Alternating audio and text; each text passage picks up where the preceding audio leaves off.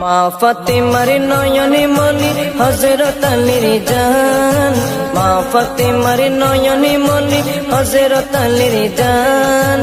ইমামে হোসেন শহীদ হলো কারবালার ময়দান, ইমামে হোসেন শহীদ হলো কারবালার ময়দান। দয়ালে নবীর জবানে কারবালার বয়ানে, দয়ালে নবীর জবানে কারবালার বয়ানে আওলাদে রাসূল শহীদ হবে হাদিসে প্রমাণ।